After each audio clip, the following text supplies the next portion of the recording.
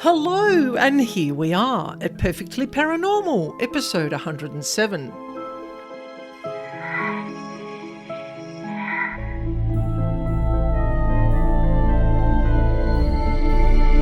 My name's Annaschmidt, and I'm here every week to share with you true paranormal encounters and information about devils, demons, and dark energy beings that no one else talks about. And today, you're going to learn some very handy grounding tactics to help ward off entities looking for ungrounded individuals to shack up with. We're going to briefly unpack what grounding is and why it's important before we get on to the signs and symptoms of being ungrounded, what disrupts your grounding, and then some very easy practices that you can do every day to stay grounded. This is a rather long episode, so please settle back with a drink and a snack, and away we go. So what is grounding, and why is grounding so important? Grounding can also be called earthing, but I'm just going to refer to it as grounding today, just to keep it to the one term. And I think of grounding as being fully present in my mind, my body, and in my spirit, so that I can fully function in this reality that we live in. And I'm going to explain a little bit more in a moment. If our energy is ungrounded, dark energy beings can get closer to us and possibly affect our mental and emotional states and enhance energetic disruptions, which may also affect the functioning of your energy and your physical body. And when we're stressed and we've got brain fog and we're unfocused, we get frustrated, we get angry and burdened and overwhelmed. You can see where I'm going with this. We create the emotional energy food for the entities around us. So ungrounded equals easy food sources for passing entities. So grounding, I think of grounding as having three components, and I'm going to explain. We have two separate elements to our bodies that we live in, and they both have equal importance. Obviously, we have this sort of fleshy physical body that interacts with this earth environment every day through all the activities that we do. Then we have our energy body. Now, the physical body contains and carries around our energy body, which houses our chakras, meridian lines, energy field, and our soul energy. Both components need to be constantly interconnected for us to be fully functional in this reality. But also, in a sense, grounding helps to raise your vibration and your spiritual connection. So while you're grounded, you are connected to the universal energy that comes through your chakra system. But also, your body is connected to the earthly reality, the tangible reality that we live in. Also, too, we have what I call our mental and emotional selves, which can fit into both the physical and the energy side of things. We need to be stable and centered. Otherwise, our mental and emotional state can just spiral out of control. So later in this episode, I'm going to share with you some simple practices and processes that you can use to ground all components of the self, thus helping to ward off any dark entity attention. So what are some of the signs and symptoms of being ungrounded? I'm going to give you a very quick rundown of what these are. Now, signs and symptoms of being ungrounded, they can be short-term or they can be long-term. They can be happenings such as brain fog, feeling unfocused, experiencing strange confusion and messy thinking. You can't follow routines and processes. You're distracted, and sometimes people daydream constantly. A lot of people say they feel scatty or vague or spaced out. Some people have told me that they feel dizziness, or they have a racing heartbeat, shaky hands, or your hands just can't settle. It's like you're just totally fidgeting all the time. Some people say that they can't finish projects because they just can't focus, and they're flipping from one thing to the other. and they're creating more mess and more stress. Sometimes people can feel quite high and low at the same time. Now, I've experienced that. Or you can switch suddenly from one heightened state to one lowered state. And it can really, really stress you out. And you're like, what is going on? Am I having some sort of mental breakdown? Some people start catastrophizing. They start building those mountains out of molehills. Or they just simply feel really lost in life. And your thoughts can sometimes run in loops. And you're just going round and round and round in circles. And life feels like an unmanageable burden. Now, in the past, I've experienced many of these symptoms. But not now, because I've worked on myself. I work on being grounded every day. And as I always say, these symptoms that I've mentioned might have a medical or a mental health cause. So please always see your doctor first before assuming that you're just ungrounded. You really need to get the medical and the mental health side of things checked. So what disrupts grounding? There are many, many behaviours, actions and activities that can affect and disrupt your grounding and the connection between your mind, your body and your spirit, causing us to be very, very ungrounded. And I've experienced some of these myself, which I'm going to share as I go through the list. Now, one of the aspects we're going to look at is psychic and spiritual activities that people go into and they don't fully understand. Like I'm just shaking my head right now. People get into activities and they're like, oh yeah, I'm just going to do a bit of this. Yeah, no worries, this will be fine. Whereas it's not. They don't know what they're doing. They are opening themselves up energetically. And as you know, there are paranormal entities around us all the time. And sometimes they're just waiting for these silly individuals to open themselves up. And there's the doorway in. Some people are really slapdash about their protection. And they don't believe in it. I've got my hand up here. I used to be one of these. I just used to figure, I'll just deal with whatever comes in and I'll just clear it. But I got a big slap in the face a few years ago and I'm like, wow, I need to have really, really good protection. Now, this was an energetic slap in the face, not a literal one.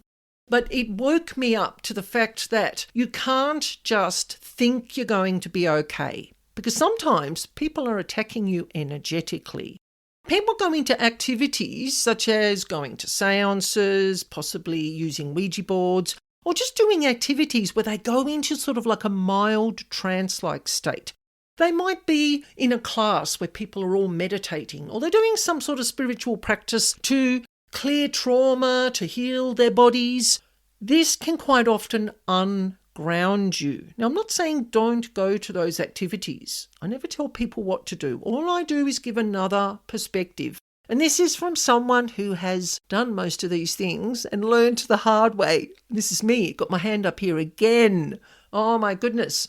Now, some psychic and spiritual activities can leave portals open in your chakras. Mostly your heart chakra, the brow, the crown, the higher chakras above your head. Because when you're doing psychic and spiritual activities, you are connecting to your universal self, your soul energy, your higher self, guardian angels, whatever you want to call it.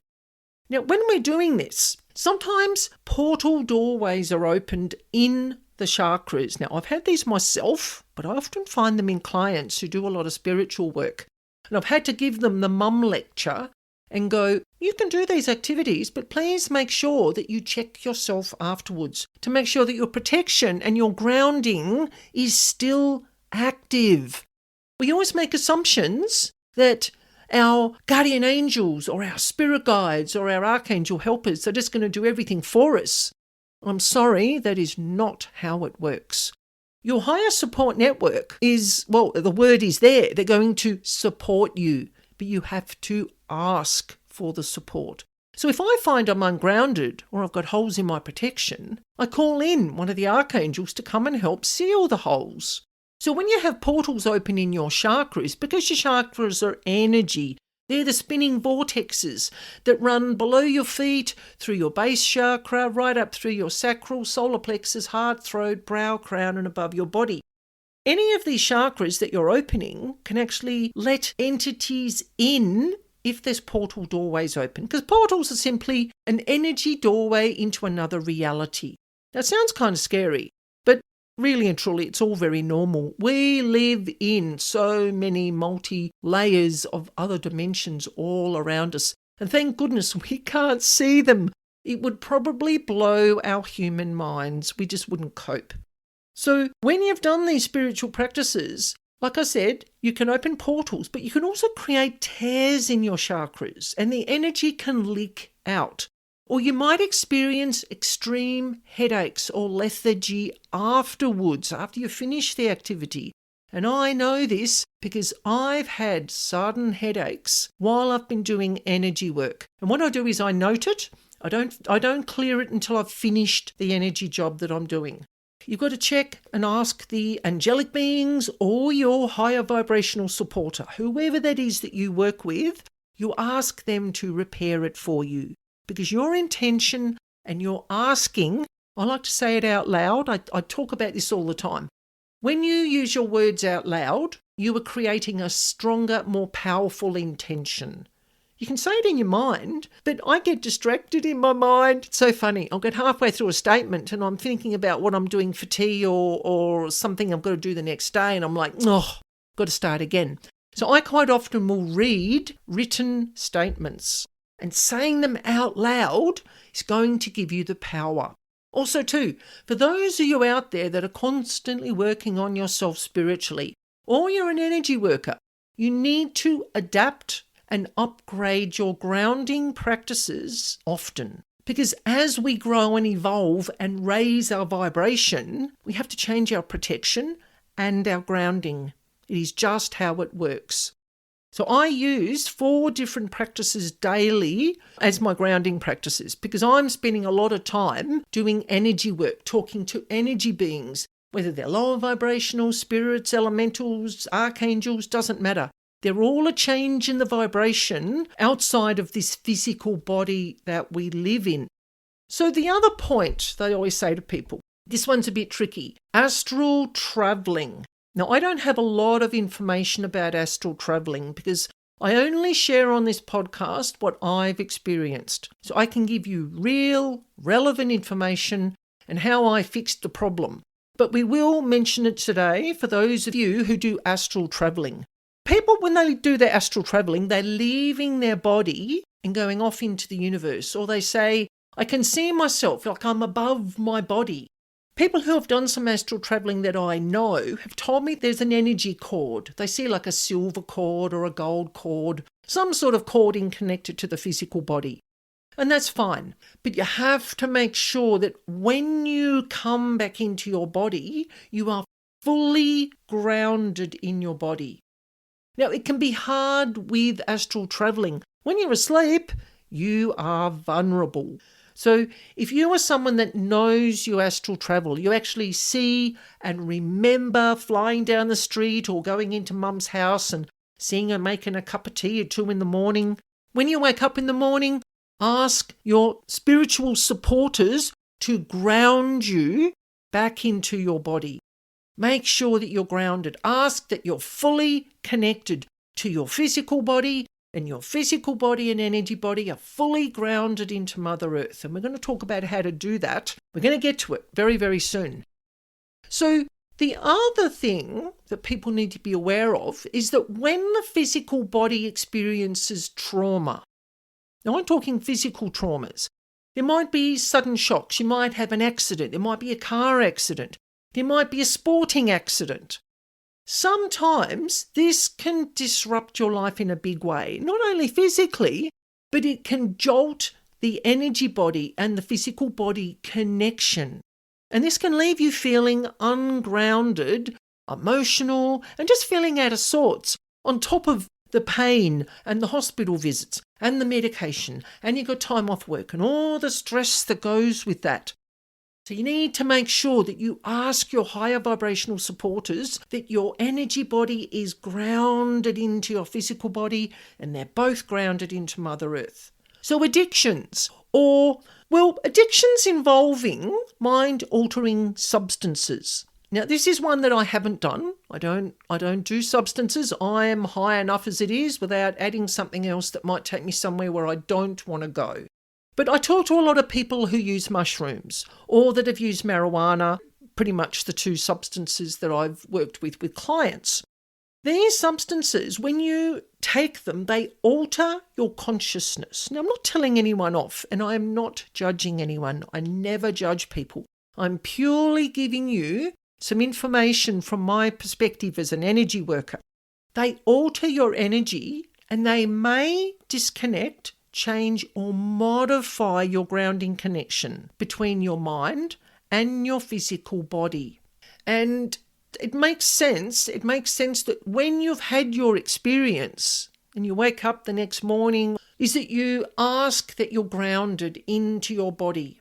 You go outside, you connect to the earth reality again, you drink lots of water, you touch the things around you to make sure that you're fully connected into your physical body that can touch this tangible reality. Because psychic and spiritual activities, when we're astral traveling, when we experience this trauma to the physical body or we're using substances that alter our mind state, it's a prime time for entities to get in because they're looking for a doorway all the time. Because remember, it's their job. It's what they do. They get in, they feed off what we're creating, and then they trigger us to create more of it so they can then feed off it. It's just a vicious cycle. And when we are aware of their tactics and how they work, you can actually stop them from getting in. And I'm living proof of doing that. Now, the other point, when we have mental and emotional health issues, sometimes it can lead to reckless or self-destructive behaviours. And this kind of connects into the trauma on the physical body. Actions such as self-harming or overdosing or even not even going that far, like reckless behaviours, dangerous, risky behaviours, because you're like, you know what, I just don't effing care anymore about life. I'm just going to do what I want. That can take you out of your body because you're altering your consciousness. You're not aware. You're not focusing on staying in this reality. You don't have a routine. You don't have that routine and that structure of getting up, getting dressed, the daily routine, going to work or school or whatever. Having that mental and emotional difficulties in your life, the traumas, the grief, whatever it is that you're going through that might be leading you to reckless or self-destructive behaviours, please get professional help. So the last point we're going to look at, actually the last 2 points, is black magic and satanic practices. When you're taking your energy, if you think logically, if you're taking your energy to a very low place, a very low vibrational place, you're going to naturally attract the dark entities. You just are, whether they're dark, demonic, whether they're summoned, whether they're freelance.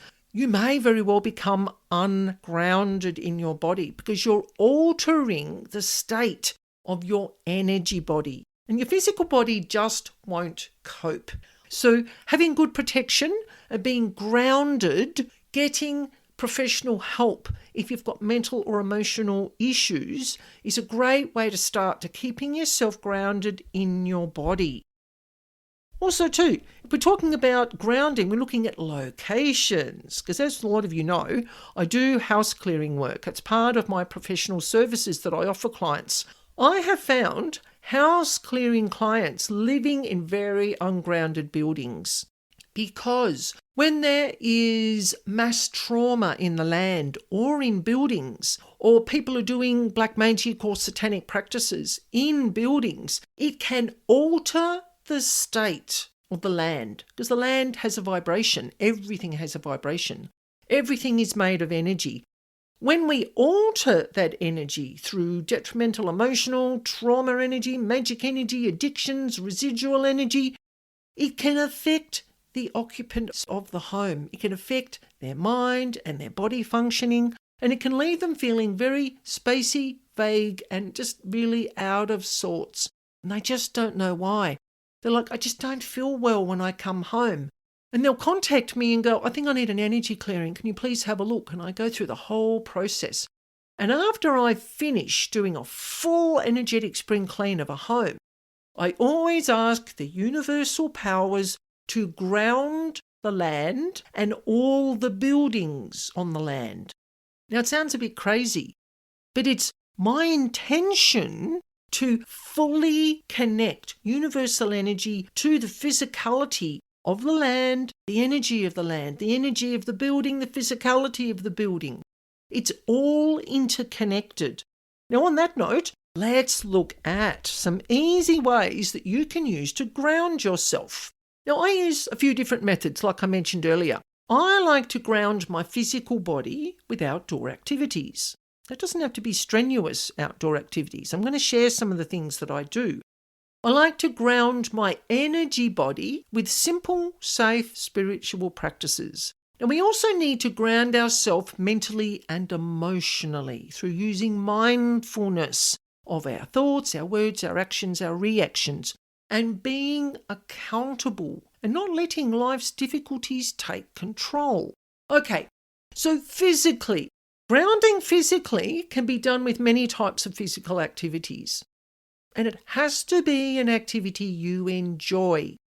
You don't want to do something where you're like, oh, I have to do this again. It's so boring. I don't want to be doing it. I'd rather be doing something else. Because you're not focusing your intention on your grounding.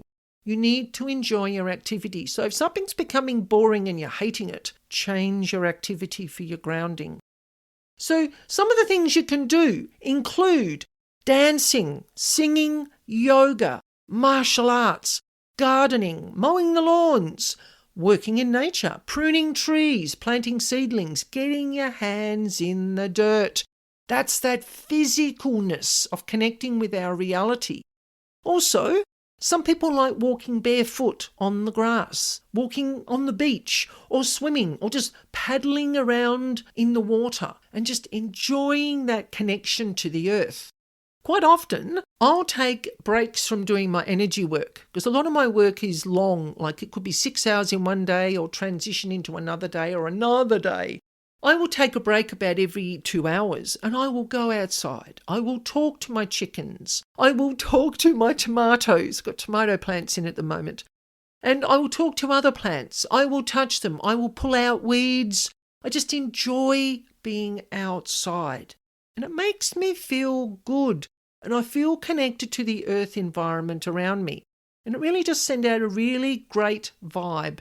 And when I go back inside, I feel grounded. I feel refreshed. Now, this next point is one I used to enjoy, which is eating grounding foods. Oh, my goodness. And now these are the heavy foods that sort of pull you down into the earth. Things like bread, pasta, rice, corn chips. Oh my goodness, corn chips, potato chips. But this can be a problem, as I found out, if you're watching your weight. So I tend to steer clear of very heavy carb foods. If I want a grounding food, I'll go for a low carb grounding food like eating meat. Or sometimes if I don't have anything cooked or I can't be bothered, I'll have a piece of cheese. Now, the next thing you can do, this one kind of connects in with when I talked about me going outside, is using your senses. Whatever your favourite sense is, whether it's seeing, hearing, feeling, knowing, touching, tasting. I think I got them all. You can touch your surroundings, whether it's inside or outside. You can pat your pets. You can go outside. Smell the air, get some sun on your face, smell the flowers. I love to look around and enjoy my garden. I am connecting with Mother Earth. This is how it works. So you find what works for you. Let your eyes and ears enjoy what is around you. Now, some people are a little bit more exercise motivated. Grounding can be, like I mentioned earlier, people do yoga, Pilates, martial arts, Tai Chi, Qigong, all sorts of different types of practices, moving the body. They generally do them outside in the gardens or the parks or on the beach or in your backyard. They're daily grounding practices. They connect you to the earth. You're outside. You're using your senses as you're doing this. So if you're one of those people that's really highly motivated and very active, try using exercise as your grounding. This one I enjoy. Eating slowly and mindfully. This can be really grounding. Like enjoying your food. I'm one of those people that makes annoying sounds when I'm enjoying my food. It's kind of funny. People look at me like, what are you doing? I'm like, oh, I haven't had this for so long. I'm really enjoying this dish. It's being in the moment and enjoying your food. I find that very, very grounding. Now, if you can't get outside for your physical grounding practices, that's okay too. I have a physical disability, so taking my shoes off and my leg supports and walking barefoot on the beach or in a forest or wherever, that is just not practical. It doesn't work for me. And that's okay. I don't stress about it. You can visualize grounding yourself in the garden. If I can't get outside, I see myself in the garden or in a forest. Or here on the west coast of Tasmania, we have the most amazing outdoor scenery. I find that really, really grounding. Because remember, it's all about your intention and attention. Creates your grounding. Mentally, emotionally, physically, and energetically. Now, talking about energetically, let's look at what you can do energetically to ground yourself. Mindfulness is really, really important. I talked about that with eating your food and being mindful as you're eating. It's a big part of energetic grounding. You can choose psychic or spiritual activities to do energetic grounding. So if you're into listening to guided meditations, you might like to get on YouTube and look up binaural beats. I'll actually put a link at the end of this episode. 432 hertz is the one I was thinking of. Really good for grounding and getting you into your body and connecting with Mother Earth. So you've got to find a process that works for you. You can also do what they call breath meditation, where you are focusing your energy. I like to close my eyes when I do meditations because I get easily distracted, one of those sorts of people. So when you're using breath meditation for your grounding process, it's really good because it helps to calm the mind. It centers your energy and relaxes your body. And if you're feeling stressed, you can stop whatever you're doing, as long as you're not driving the car, obviously. You can pull over on the side of the road and do it. But when you're sitting at home or you're sitting at work or there's something going on and you're like, I just can't cope, you can do this quick breath meditation where you focus on your breathing coming in through your nose, hold for a count of 4, and then you slowly breathe out through your mouth for a count of 4. And quite often they say repeat it maybe 3 to 5 times. And then you're going to feel more relaxed and just see yourself being grounded into Mother Earth. So you can use this for energetically grounding yourself, but also mentally and emotionally, because you're focusing your mind on the breath. So I use breath meditation, but I also like to use a visualization of lowering myself down into Mother Earth. Like I haven't got my shoes on. This is just in my mind. I haven't got my shoes on. And my feet are going down through the soil. And I kind of just lower myself into Mother Earth. And I feel really connected to the earth reality. In the past, people have told me that they like to go to what they call the crystal caves to do their grounding or to do their protection. Use what works for you. Some people might like to go to a grounding cave, could be tourmaline or onyx or jasper or hematite, those heavy mineral type crystals, or the tourmaline and the onyx are the very dark, the very black, the very protective crystals. You can look them up online. I don't know a lot about the crystals, but if you looked up online grounding crystals, you would find a whole heap that you could use for grounding. Sometimes I will put my hands above my head, palms facing inwards, and as I bring my hands down, I'll slowly close my fists until my hands are fully outstretched, pointing down to the earth. And sometimes I'll do these 3 times and I just say to myself, I'm just grounding myself into Mother Earth because I'm very physically motivated. I like the visual things and the doing things for grounding. So I will pull down with my words, with my thoughts, but also with both my hands down into the earth. And that's for me, for the land, and for homes that I'm working on. And when I'm working doing client clearings, this is the last thing I do before I disconnect from a client, is that I'll ask Archangel Raphael to please come now, and we're going to ground whatever the person's name is. We're going to pull them down into the earth and that they're physically, energetically grounded into Mother Earth. So I know the process for me is visual, it is the words, and it is the actions. So like I mentioned earlier, energetically kind of connects in with mentally and emotionally. Sometimes when we're mentally and emotionally unstable, we can be ungrounded.